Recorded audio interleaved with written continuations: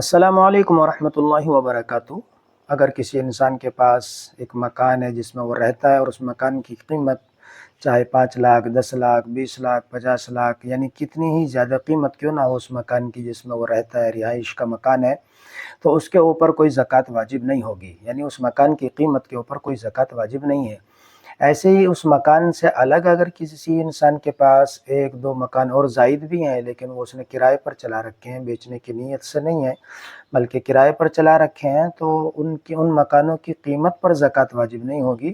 بلکہ ان مکانوں سے جو آمدنی حاصل کر رہا ہے، وہ کرایہ حاصل کر رہا ہے، اس کے اوپر اس کی زکوٰۃ واجب ہوگی۔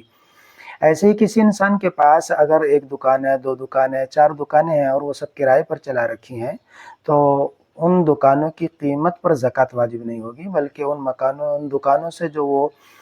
کرایہ حاصل کر رہا ہے اور وہ کرایہ جمع ہو رہا ہے،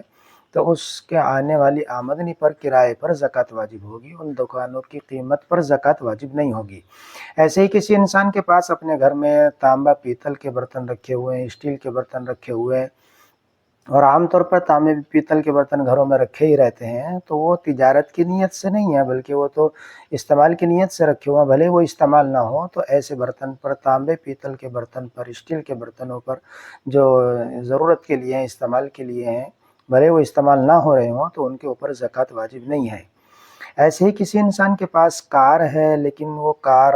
5 لاکھ، 10 لاکھ، 20 لاکھ کی کیوں نہ ہو، لیکن وہ ضرورت کے لیے کار خرید رکھی، چاہے 1 ہو یا 2 ہو، لیکن وہ ضرورت کے لیے، تو ان کار کی قیمت پر بھی زکوٰۃ واجب نہیں ہے۔ ایسے ہی اگر کسی انسان کے پاس کار تو ہے لیکن وہ کار بک پر چلاتا ہے، کرائے پر چلاتا ہے، تو اس کار کی قیمت پر زکوٰۃ واجب نہیں ہوگی، بلکہ اس کار سے جو وہ آمدنی حاصل کر رہا ہے، اس آمدنی کو جو جمع کر رہا ہے، تو اس آمدنی پر زکوٰۃ واجب ہوگی، نہ کہ اس کار کی قیمت پر زکوٰۃ واجب ہوگی۔